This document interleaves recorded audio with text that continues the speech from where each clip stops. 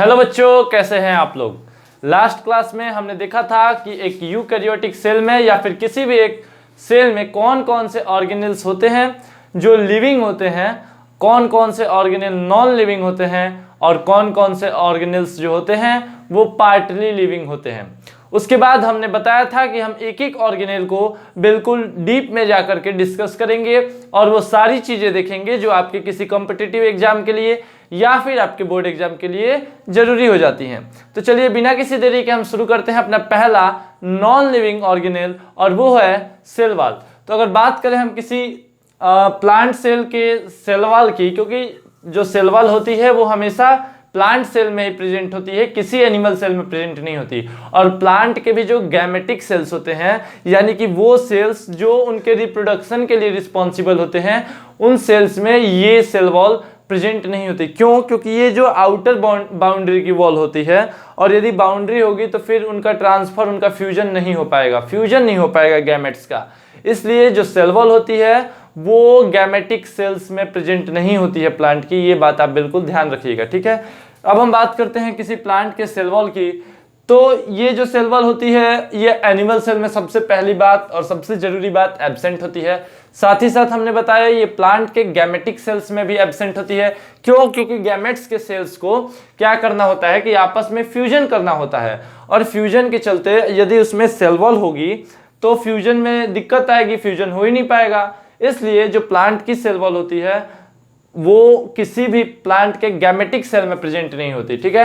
ये क्या होती है? ये आउटर मोस्ट सबसे बाहर की लेयर होती है, सबसे बाहर की वॉल होती है, नॉन लिविंग होती है, किसी भी मटेरियल को बाहर से अंदर जाने देती है, अंदर से बाहर आने देती है, यानी कि परमिएबल होती है। किसी के पास भी ये परमिशन होता है कि वो अंदर जा सकता है, वो बाहर आ सकता है।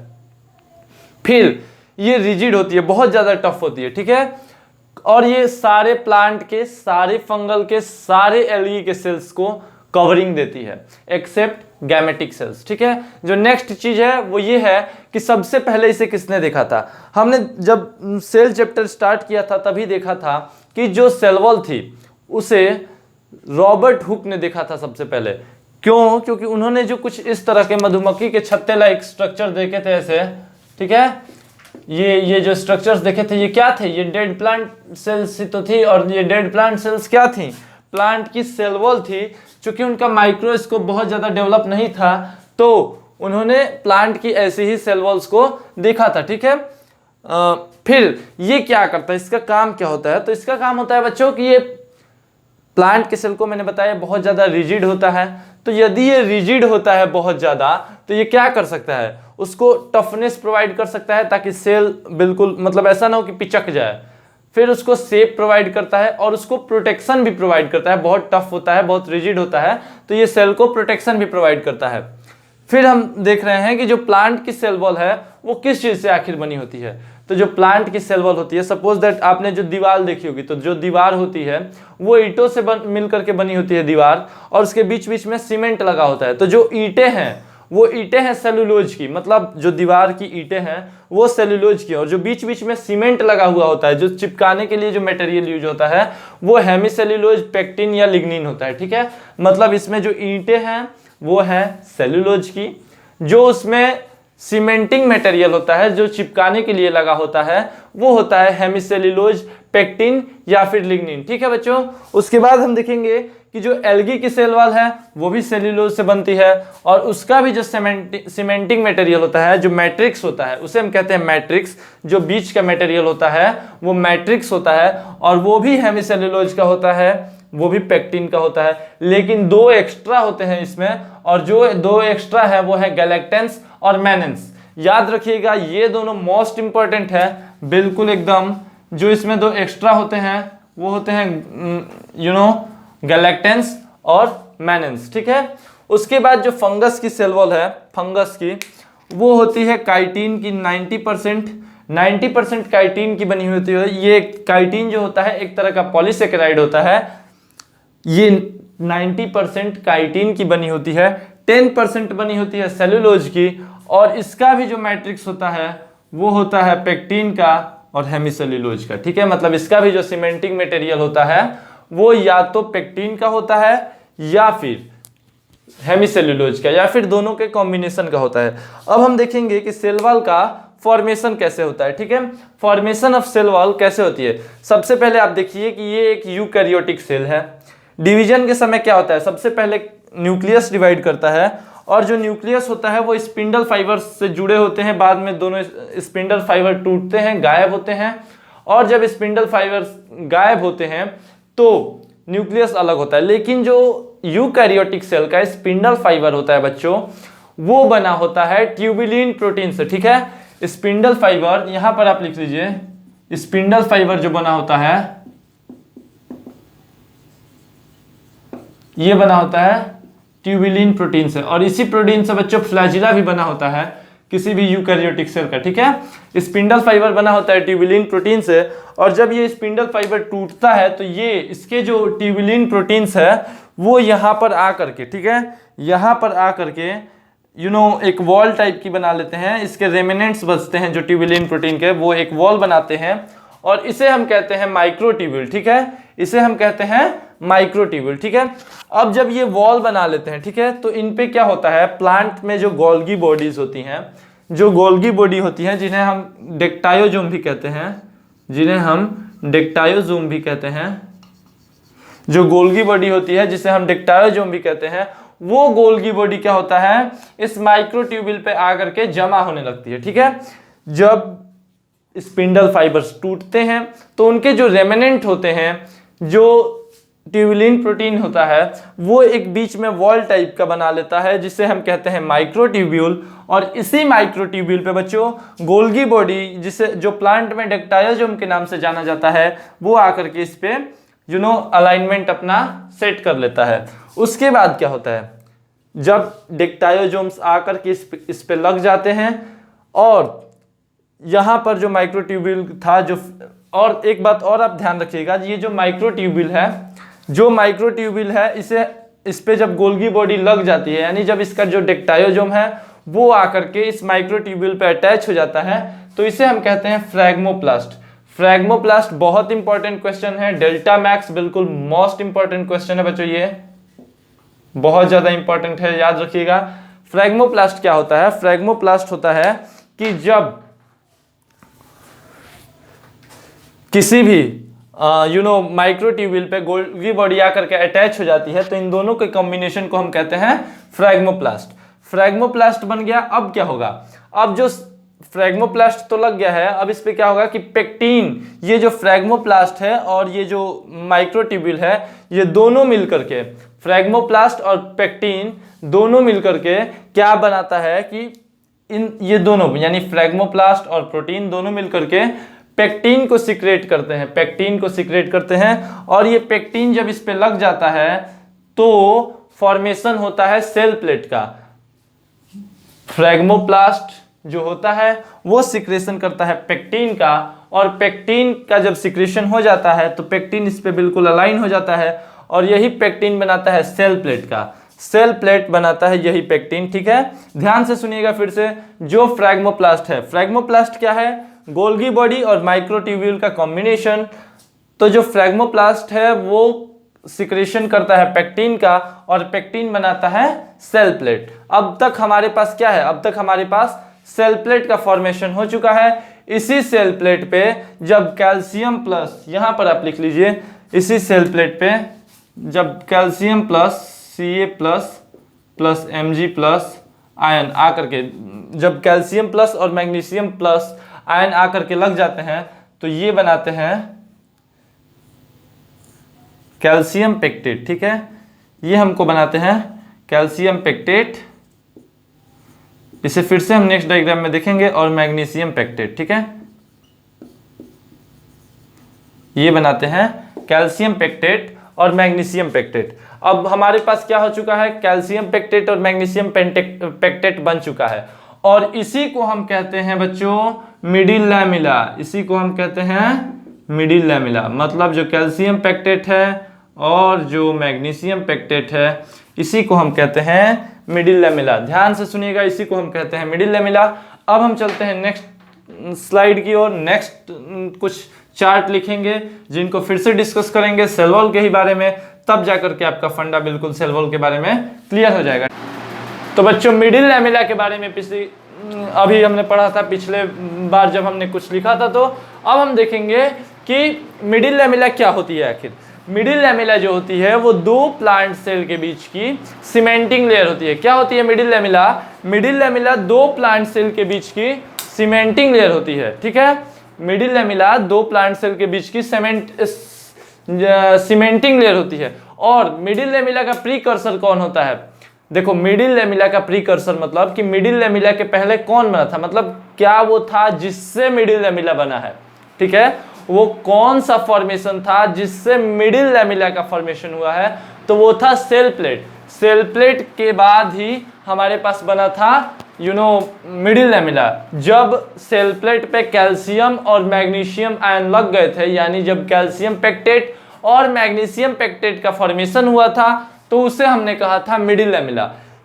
लेकिन आखिर मिडिल लैमेला किसका प्रीकर्सर है, मतलब मिडिल लैमेला क्या बनाता है?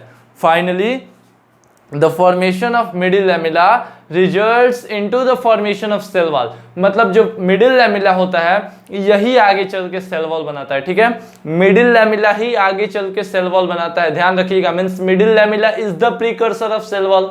Middle lamella is the precursor of cell wall, but what is the precursor of middle lamella? ये बहुत इंपॉर्टेंट है इन दोनों कॉन्सेप्ट को समझना। so cell plate is the precursor of middle lamella। ठीक है, सेल प्लेट जो होता है वो मिडिल लैमेला का प्रीकर्सर होता है, लेकिन जो मिडिल लैमेला होता है वो सेल वॉल का प्रीकर्सर होता है। ठीक है, अच्छा एक केस है यहाँ पर कि जब फल आप खाते हैं, जैसे कच्चा आम आपने देखा होगा बहुत टाइट होता है, किसी को फेंक के मार दे तो सर फूट जाएगा, लेकिन वही जब पक जाता है तो बहुत सॉफ्ट हो जाता है। ऐसा क्यों? जो मिडिल लैमेला होती है फ्रूट्स के अंदर की, वो डिसॉल्व हो जाती है। ठीक है, वो कैसे डिसॉल्व होती है? क्योंकि मिडिल लैमेला जो होता है वो किससे बना होता है? वो बना होता है पेक्टिन एंजाइम से। ठीक है, मिडिल लैमेला बना होता है पेक्टिन एंजाइम से। और जब मिडिल लैमेला बना होता है पेक्टिन से, पेक्टिन शुगर से। और जब पेक्टिनेज एंजाइम एक्ट करता है, जब पेक्टिनेज एंजाइम एक्ट करता है तो ये जो पेक्टिन होता है वो डिसॉल्व हो जाता है। और जैसे ही पेक्टिन डिसॉल्व होता है तो हमारे पास जो हमारा फ्रूट होता है वो बिल्कुल सॉफ्ट हो जाता है। यहाँ पर हम देखेंगे कि कैसे मिडिल लैमेला से सेल वॉल बनती है। सबसे पहले आप देखिए बीच में जो काला वाला आपको दिख रहा है ये है हमारा मिडिल लैमेला। ठीक है, जो काला वाला दिख रहा है वो है हमारा मिडिल लैमेला। इसके बाद क्या होता है? इसके बाद हमारे पास एक प्राइमरी वॉल का फॉर्मेशन होता है जो इस साइड से मटेरियल आकर के लगता है। और वो मटेरियल क्या होता है?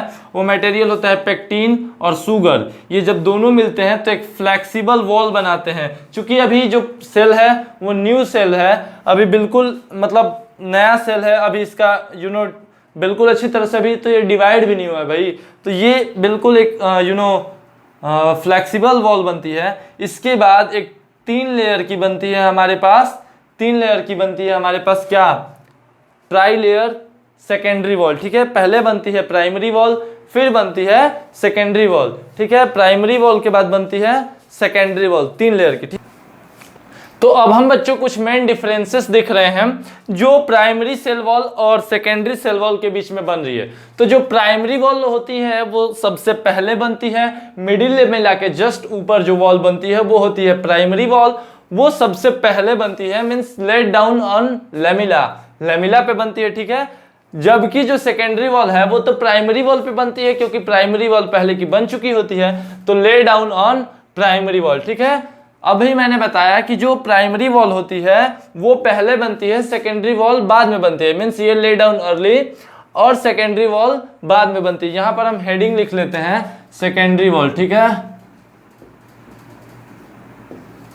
सेकेंडरी वॉल बाद में बनती है। ठीक है, प्राइमरी वॉल पहले बनती है, सेकेंडरी वॉल बाद में बनती है। फिर मैंने बताया था कि प्राइमरी वॉल सॉफ्ट होती है, क्यों? क्योंकि इसमें पेक्टिन शुगर बहुत ज्यादा होता है। प्राइमरी वॉल सॉफ्ट होती है क्यों? क्योंकि इसमें पेक्टिन शुगर बहुत ज्यादा होता है। जबकि जो सेकेंडरी वॉल होती है वो हार्ड होती है। ऐसा क्यों?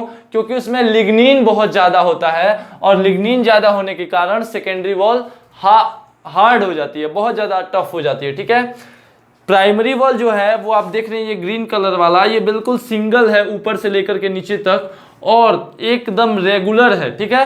तो ये थिन है और सिंगुलर है, ठीक है। ये पतला है, इस अच्छा देखिए ये वाली जो वॉल है वो इतनी मोटी है, ठीक है, और ये बिल्कुल पतली सी है, ठीक है। ये पतला है और सिंगल है, ठीक है, और ये थिकर है, मोटा भी तो है। ये देखिए सेकेंडरी वॉल जो है वो मोटी है और कई लेयर में है, देखिए 1 2 3 लेयर में, ठीक है। मैंने बताया था कि मेनली ये ट्रिपल लेयर होती है, तो ये कई लेयर में है, ठीक है। ये वाली जो लेयर है, जो प्राइमरी वॉल है, वो गैप फिलिंग मेथड से, जैसे सपोज दैट ये सेल है, इस पे प्राइमरी वॉल बनी हुई है, बड़ा हुआ, गैप बना, फिर से उस पे पेक्टिन आकर के जमा हुआ, गैप भर गया, ये इस मेथड से गैप फिलिंग होता है। इसका मतलब ये ऐसे बढ़ती है, साइज इसका ऐसे इंक्रीज होता है। जबकि इसमें क्या होता है, सबसे पहले ये बन गया, ठीक है, फिर एक दूसरी लेयर बन जाएगी, फिर एक तीसरी लेयर बन जाएगी, मतलब इसमें लेयर डिपॉजिट होते चले जाता है, ये लेयरिंग के थ्रू बनता है, ठीक है। और यहाँ पर आप देख रहे हैं सेकेंडरी लेयर 3 लेयर की अगर है तो इसमें जो सेल्यूलोज है वो कितने डिग्री पे अलाइंड है, 120 डिग्री पे, ठीक है। इसका जो सेल्यूलोज है वो 120 डिग्री पे अलाइंड होता है। उसके बाद इसमें ये नॉन यूनिफॉर्म है, आप देख रहे हैं बीच बीच में कुछ गैप्स हैं, मतलब ये नॉन यूनिफॉर्म है। इसको हमने लिखा कि ये डिपॉजिटेड नॉन यूनिफॉर्मली, और ये जो होता है, जो प्राइमरी वॉल होता है वो यूनिफॉर्मली डिपॉजिट होता है, ठीक है। तो अभी हमने डिफरेंस देखा। तो बच्चों अभी तक हमने देखा था कि difference between a plant cell and primary wall and secondary wall. अब हम देखेंगे कि ये एक नया टर्म आ गया भाई, प्लाज्मोडेस्माटा। ये क्या होता है? प्लाज्मोडेस्माटा जो टर्म है ये दिया था स्ट्रासबर्गर ने। आप देख रहे हैं ये जो बीच वाली है ये है प्राइमरी वॉल, और जो ट्रिपल लेयर की दिख रही है ये है सेकेंडरी वॉल।